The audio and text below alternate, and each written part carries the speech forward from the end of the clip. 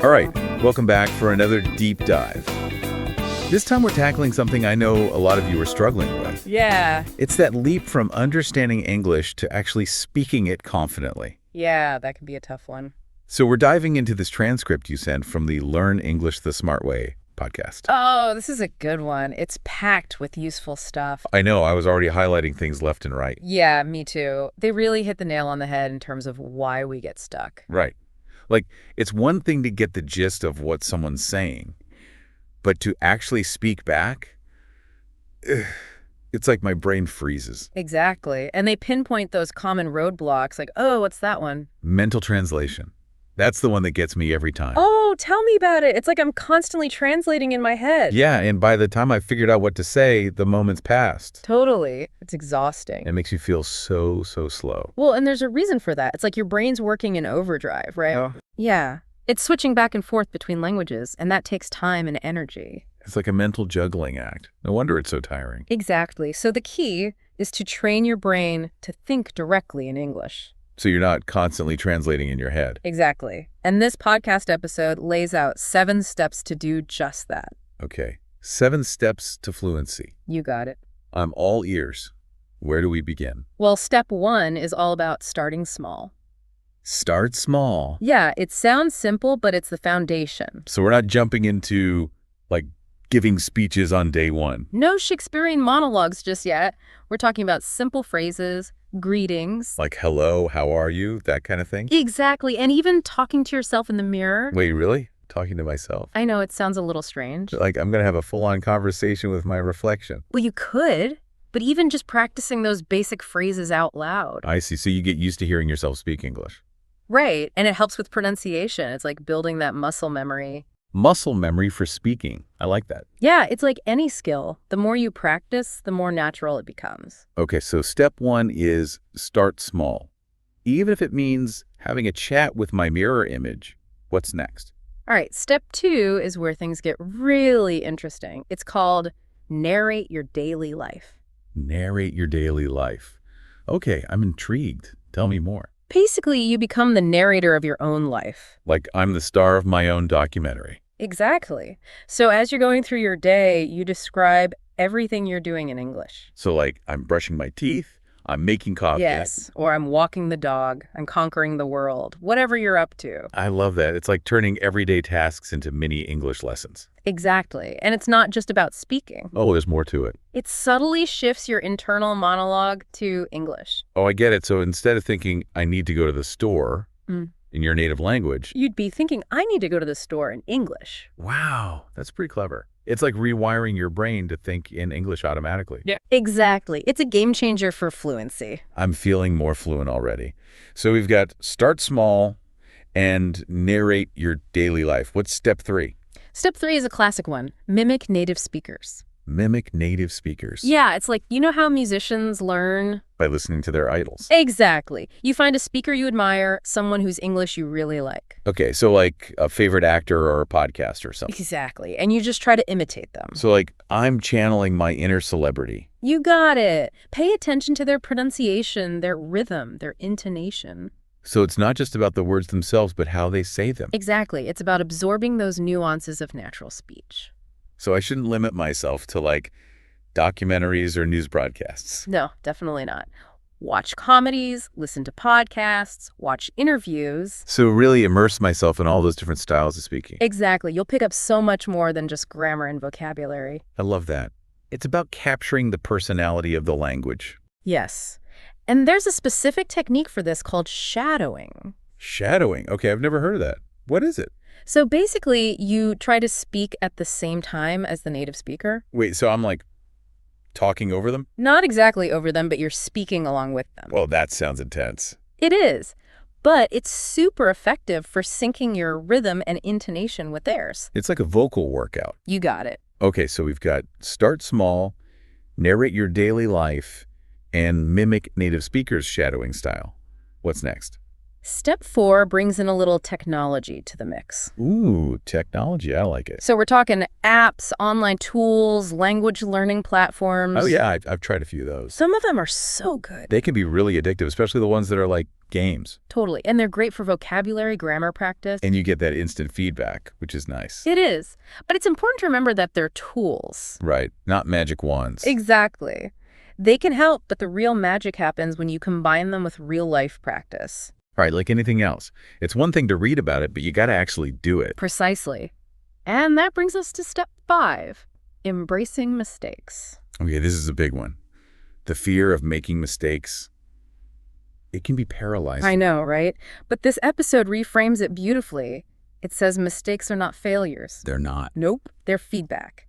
Think about it. If babies gave up learning to walk after the first stumble. We'd all still be crawling around. Exactly. So it's about seeing mistakes as part of the process. Exactly. Not something to be afraid of.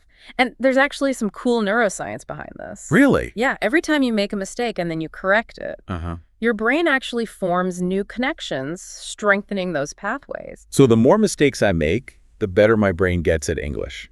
In a way, yes. It's like giving your brain a workout. I'm liking this approach. So it's not just about making mistakes, but learning from them. Exactly. And that leads us perfectly into step 6. All right, lay it on me. What's the 6th step to unlocking this confident speaking? All right, spill the beans. Step 6, what is it? It's all about setting realistic goals. Realistic goals, okay. I can see how that's important. It's huge because it's easy to get overwhelmed, right? Totally. It's like, I want to speak fluent English, but then what? Exactly. It's this big, vague goal. And you don't know where to even start. Right. So instead of focusing on this summit of Mount Fluency, Okay, I like that analogy. you break it down into smaller base camps. Base camps. So achievable goals that you can actually celebrate along the way. So instead of saying, I'm going to be fluent in 3 months, it's more like, This week I'm going to, I don't know. master ordering my favorite coffee in English. Exactly. Or I'm going to have a 5-minute conversation with a friend. Oh, I see. So it's about creating those little wins to keep you motivated. Exactly. And you know what? Each small victory, it actually releases dopamine in your brain. Really? So I'm getting a little happy hit every time I reach a goal. You got it. It's like the science of motivation. So we're hacking our brains for fluency. Yeah. Love it. That's right. Okay. So start small, narrate your life, mimic like a pro, embrace those beautiful mistakes, and set realistic goals. That's 5 steps down, 2 to go. What's the secret sauce in step 7? Step 7 is where you get creative with practice. Get creative with practice. It's about finding those opportunities to speak English. Even if you don't have someone to talk to. Exactly. This is where I always struggle. I don't live in an English-speaking country, and my cat's English is, well. But that's exactly it. You're already talking to your cat. True, but he just stares at me blankly. He's a good listener, though. That's true, he is. But it's about getting comfortable with the act of speaking itself. So it's not about having, perfect conversations. No. It's more about just getting those words out. Exactly. Getting those vocal cords vibrating, letting those words flow. So even talking to my cat is good practice. Yes. All right. What other creative ideas does this episode suggest? Well, they talk about recording yourself speaking. Oh, I've done that before. It's brutal. It is. But it's so helpful because you hear things you wouldn't otherwise notice. Yeah, how many times I say, in a sentence. Or you realize you're rushing through certain words. Or your intonation is a bit flat. Yeah, it's like holding up a mirror to your speaking habit. Exactly. And that awareness is key for improvement. Okay, recording yourself, check. Yeah. What else? They also suggest reading aloud. Reading aloud. Yeah. Find a book, an article, even a cereal box. A cereal box. Why not? And just read it out loud. Like I'm performing for an audience. Exactly. It gets your mouth used to forming those English sounds. Okay.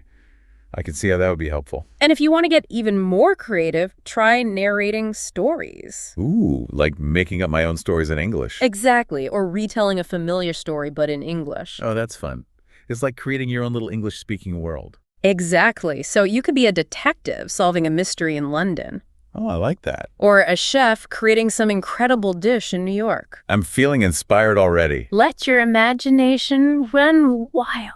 Okay, so we've got all 7 steps. Starting small, narrating your life, mimicking native speakers, using technology, embracing those mistakes, setting realistic goals, and getting creative with practice. But something tells me there's more to this confidence puzzle than just techniques and strategies. You're absolutely right. This episode really drives home the importance of confidence itself. So it's not just about knowing the words, it's about believing you can speak them. Exactly. It's like confidence is the fuel that powers the entire fluency engine. The fuel. Okay, I like that. Yeah, when you're confident, you're less afraid to make mistakes. You're less self-conscious. Exactly. You're more likely to just go for it, to put yourself out there. It's like when you're talking about something you're passionate about. Yes. The words just flow because you're not overthinking it. Exactly. So how do we cultivate this confidence, this secret ingredient? Right. How do we bottle that up? Well, the episode gives us 3 powerful tips. 3 tips. Okay, I'm ready. Hit me with them.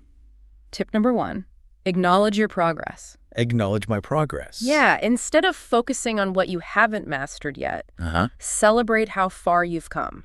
So it's about shifting that focus. Exactly. Every new word you learn, every sentence you speak, it's a win. It's so easy to get caught up in that I'm not good enough trap. Oh, I know, right? But you're right, focusing on the progress can be really motivating. It is. It's all about reframing your perspective. So instead of seeing that glass as half empty, You see it as half full. exactly, celebrate what you've already accomplished. Okay, love that. Acknowledge the progress.